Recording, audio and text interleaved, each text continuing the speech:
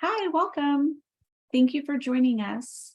Apologies to start just a couple minutes late. Hopefully you've enjoyed some great sessions and learned wonderful information about different areas of Baylor. Thank you for joining us on a Saturday for virtual premiere. I'm going to allow just a couple minutes to have others join us, as we might have a few that are joining the Zoom link. So we'll allow about a minute or so. Again, thank you for joining us on a Saturday for virtual premiere.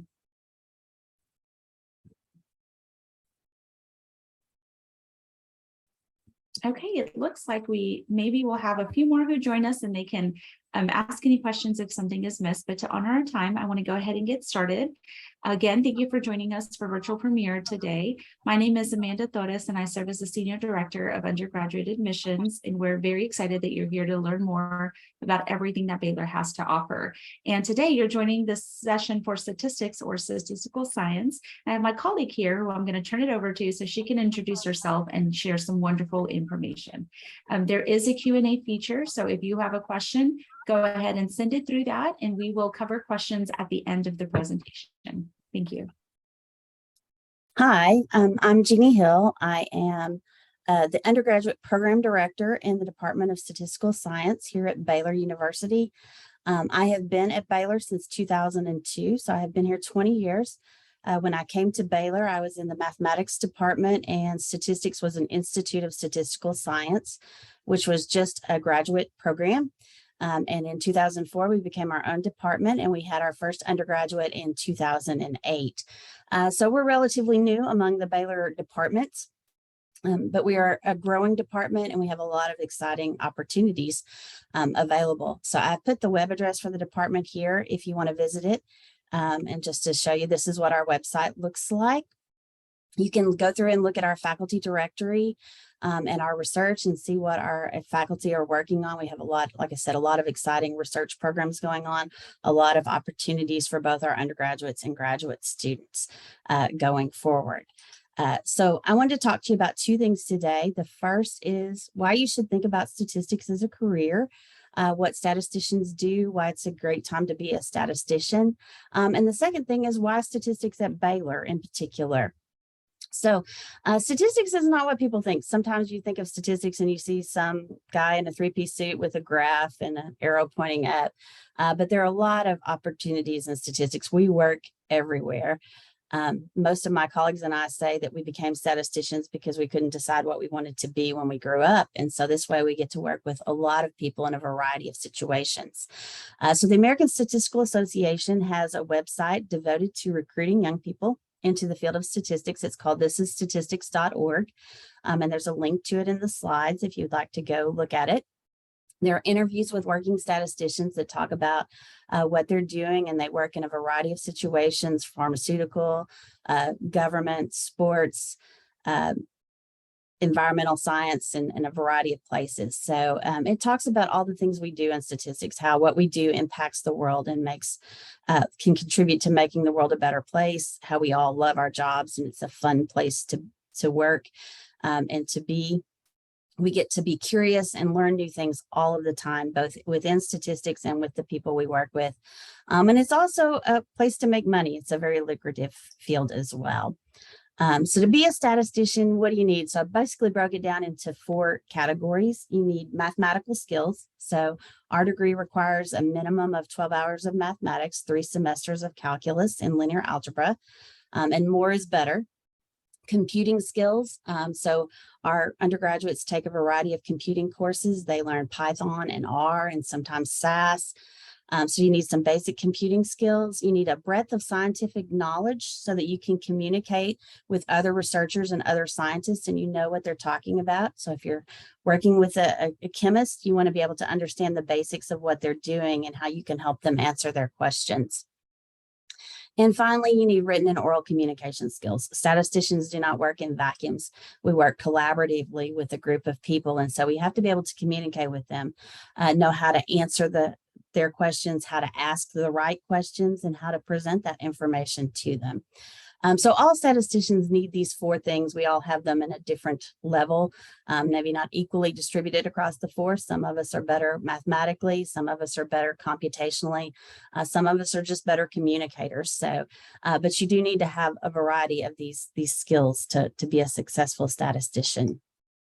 Right now is a great time to be a statistician. The careers have been around for a long time. It goes back to the 1700s and even earlier than that, I would say. But right now, there are a lot of opportunities. U.S. News and World Reports listed it as the #1 best business job, but it expands from business to other areas and other careers as well. Data is just ubiquitous now, and the ability to analyze that data and help people make good decisions is still scarce. So there are a lot of job opportunities for statisticians. In fact, the job growth for statisticians is predicted to be 31% between 2021 and 2031, which is higher than the average growth among all careers, which is around 7%. So 31% is much, much higher than that. According to a 2020 Birchworks study, the median salaries from statisticians ranged from around $95,000 to $300,000, depending on your experience and your position that you have and your education, how much education you have, and also location. It varies by geography as well, but it's a well-paid career. Why statistics then at Baylor? So hopefully you'll think about statistics as a career option, and then you also think about Baylor. So one of the things that Baylor has is it's one of few Christian universities with a degree in statistics. For a while, we were one of the few undergraduate universities in Texas with a degree in statistics. The others have added those undergraduate degrees now, but we're still one of the few Christian universities with that. And our Christian worldview is reflected in what we do, that we promote the ethical principles of data collection and analysis, which is more and more important as data collection becomes so ubiquitous with our phones and with everything that we do. It's also important in medical and health fields as well. Our degree at Baylor has a lot of flexibility in it. So people that are passionate about medicine or passionate about economics or other things can add a second major or a secondary major to the degree. There's plenty of room for that. We have 3 options within the degree. We have our basic Bachelor of Science in Statistics. We also have a concentration in actuarial science and a concentration in sports analytics. It's new and we're very excited about. And then the last thing that I'm going to mention and talk about a little later in some other slides is that our students all participate in a capstone project that they get to tailor to their passions and their interest as they go through. So a little bit about the major. As I said, it's math heavy, so it requires 3 semesters of calculus and linear algebra. And then there's 27 hours of STA or statistics courses. You can certainly take more if you want. I certainly encourage people to take as much mathematics as they can. But those are the basic requirements. Plus we have a computing requirement that you can satisfy either within the department or outside of the department with either a Python or C++ or a Julia or some other options there. And then the 8 hours of laboratory science so that we can communicate scientifically with other people. So this is just the basic BS in statistics. So if you're not sure what you want to do long run, this is a good fit overall way to do it. If you're interested in something in particular, like actuarial science, we do have a concentration in that.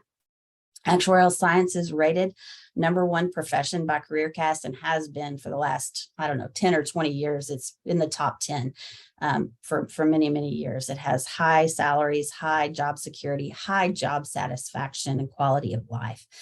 To be an actuary, you don't have to have a degree in statistics. In fact, you don't have to have a degree in any particular field, but you have to have a broad background in mathematics and statistics and business.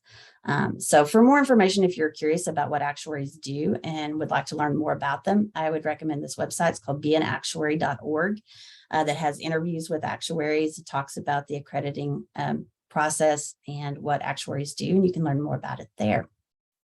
In the US, there are actually 2 accrediting societies, the Casualty Actuary Society and the Society of Actuaries. To be an actuary, you have to go through a set of test exams to become an actuary. And so these exams are the same for the first 3 exams for both organizations. So Casualty and Society of Actuaries, the first 3 exams are the same for both groups. And so our concentration is designed to prepare you for those first 3 exams. And the remaining exams are taken generally after you are employed. So a little bit about we have a very small but enthusiastic contingent of actuarial science concentration students here. So there's only maybe about 10 right now. And last year, we had 3 of them that formed a team and competed in the UT Dallas actuarial case competition against students with a lot more experience. Lily in the middle was just a freshman at the time, and this was the first time to compete, and they actually won first place. So they represent Baylor well, and they are well prepared. The concentration adds this 18 hours of accounting, econ, and finance to help students prepare for those exams, in addition to the calculus and the probability that you need. So the other concentration that we just added, and so this is new to this year's catalog, is sports analytics. So we had a sports analytics team, a sports analytics club, and it was very popular. And so we've added this concentration for students that want to work in this field. It has a few new courses that we've added to the catalog, one on data visualization for sports, and then also a specific sports analytics capstone. So 2 of our graduate students work in the field of sports analytics, one in an academic and one in a consulting environment. And so they've helped us develop this and are letting us know about exciting opportunities for our students. And so last year, a group of our students, a group of 4 of them, competed in the 2022 Syracuse Football Analytics Blitz competition. So they were assigned teams to compare against playing the Kansas City Chiefs. And so they did an analysis and they all competed. It was a virtual competition last year. And so this is just a little picture of one of their slides from their analysis that they did. So they didn't win, but they did very well and represented Baylor well. So we also have a secondary major. So at Baylor University, you can either do a double major within a degree plan. So if you wanted to get a BS in math and BS in statistics, you could double major. If you wanted to get a bachelor's degree in finance, that would be a BBA, and you can't double major between a BBA and a BS. And so at Baylor, we have this option for a secondary major where you do the core in your college, and then you do all of the major coursework to get the secondary major. And so if you wanted to cross colleges to do this, this is a good way to do it. I had several students. I had one student that was actually a theater arts major, and she did a secondary major in statistics. So she could pursue her career in theater arts, but have statistics to fall back on in case there's a pandemic and Broadway shuts down or something of that nature. So we also have a 4+1 degree, a joint BS and MS in statistics that our students can do. This is relatively new. We've only had one student who has finished it. So it's only been around for about a year. So after completing 90 hours, you can apply for this. You don't have to take the GRE.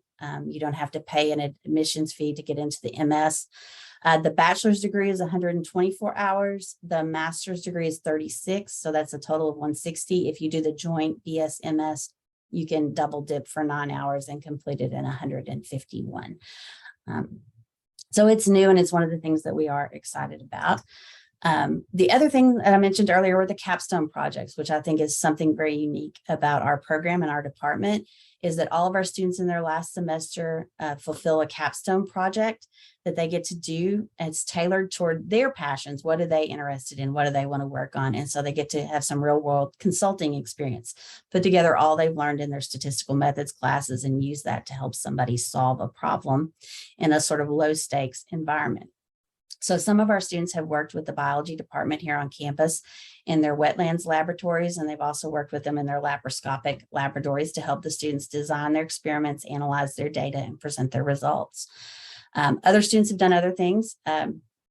Jason Maddox, who graduated as an undergraduate in 2015 and has since finished his PhD and is in the sports analytics department at Syracuse University, and would probably be embarrassed that I put him here, but he did his capstone project on what makes a team, a negative binomial analysis of NCAA tournament success. that he did when he was an undergraduate, and he worked with the basketball program and also in our department at that time. And so he has parlayed this into a career, as does much more rigorous analysis these days, but he still works in sports analytics. We've had other students that have done other things. Amy Razai worked with a religion professor on a short-term mission trip survey. She helped him design the survey, helped him analyze the data, and then went with him to do a presentation. She was actually compensated. It was part of the Undergraduate Research and Scholarly Achievement Program, URSA program here at Baylor. And she went on to graduate school after this as well. Another of our students who graduated in 2014, Kate Morrissey, was very passionate about organ donation. Her father was had received a heart transplant when she was younger, and she was very passionate about organ donation. And she was going to do an unpaid internship with the Texas Organ Sharing Alliance over the summer. And we discussed it, and she decided she could use it for her capstone project. And we had it approved, and she went to work for them. And she'd been there about 2 weeks and had done some data analysis and presented it to their meeting. And she did such a good job that they said, this is wonderful. This is great. We're going to pay you for the rest of the summer. And so she used it for her capstone project, got a paid internship. She went on to get a master's in public health and works again with the Texas Organ Sharing Alliance. So the capstones are really nice. They can be targeted toward what you are interested in and what you're passionate about. And you can put it together with what you've learned as a statistician during your time here. We have other opportunities in the summer. Many of our students participate in what's called the Summer Institute of Biostatistics. These are 6-week-long funded projects. They can get sometimes university credit while they're there, and it's just a really great experience for them. They're located in about 6 different locations across the U.S.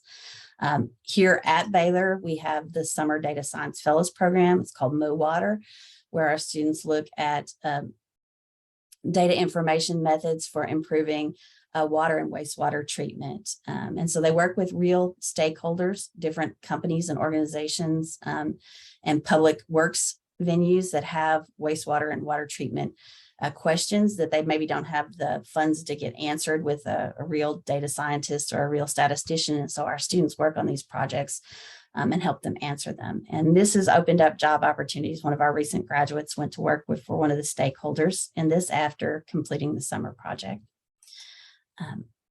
So this is a picture of some of our graduates. I think these are from 19 and some of the different places they have gone to work and different graduate programs they have attended. We're about 50-50, about half of our students seek employment, about half of them will go on to graduate school. And they seek employment in a variety of different places. So things like KPMG, which is an accounting firm that does data analysis as well, Lincoln Financial, Jeanne did a double major with biochemistry, and she went to the National Institutes of Allergies and Infectious Diseases in 2019, back at a time when none of us had heard of that. And now post-COVID, we all know about it. So they have, like I said, a variety of places that they go to work and a variety of graduate programs that they have attended. And they've done very well at all of these places. And so it's paved a road for our Baylor graduates coming forward because they know that we send good people to them. So we have some student organizations. I think I mentioned the Sports Analytics Club that actually grew into a concentration. We have a student chapter of the American Statistical Association. Here in Waco, we have the R Users Group, which is both students and faculty and also just practitioners in the Waco area that are part of that. And then many of our students that are in the actuarial concentration are members of what's called Gamma Iota Sigma. In fact, the president is a stat major. It's a risk management group, and they will underwrite actuarial exams. So any of our students that are members of that choose to take an actuarial exam, the club will pay for it if they pass. And they also pay for them to go to conferences in the fall and the spring. They just got back from Charlotte, North Carolina, which was a good opportunity for them there as well. So we have a growing consulting center. We hired Dr. Rod Sturdivant to run our consulting center, which partners with different departments across campus and also different people in the community to look at statistical problems. And so our students get an opportunity to look at exciting real world problems that they might not just see in a classroom when they work with the consulting center. And lastly, on our newest thing is we have just submitted a proposal for a study abroad to look at the history of statistics in Great Britain. So we don't know whether it's going to be a 5-week study abroad in the summer or a shorter one over the winter semester yet, but it has a lot of exciting potential, and our students and our faculty are both very excited about this. I personally am excited with the opportunity to go to Bletchley Park, but there's a lot of interesting things, a lot of interesting reading that we can investigate while there. So that's coming attractions. We have some other things in the pipeline that we're hoping to add as we go forward, but this is where we are. As I said, it's an exciting time to be a statistician, and it's an exciting time to be at Baylor, where we're growing and providing new opportunities every semester. So are there any questions that I can answer? We do have one question that came in, and we'll allow the opportunity for some of our additional attendees to send in questions through the Q&A feature. The question is, will AP credits and dual enrollment courses allow me to start taking higher level stats courses earlier? Yes. Okay. So there's a couple of things. If you do AP statistics in high school and you have credit for that, that transfers into Baylor as what we call Stat 1380, which is a general education requirement, or can count as general education math requirement, but it doesn't count toward the major. So our first course that counts toward the major would be Stat 2300, which doesn't have a requirement. And then if you have Calculus 1 credit, you can start with Stat 2381. And if you have Calculus 2 credit, so if you take the Calculus BC exam and get credit for that, you can actually start in our 3000 level Stat 3381 course. So it is sequential. It builds on how much mathematics you've had in the background. So if you have more mathematics, if you come in with Calculus 2 credit, you can basically start immediately with our Stat 3381 course. Great. That is the one question that we got. I don't know if anyone else has a question. You're more than welcome to send it in. Okay, I see another one. Are there any campus job placement opportunities for statistics majors? That's a great question.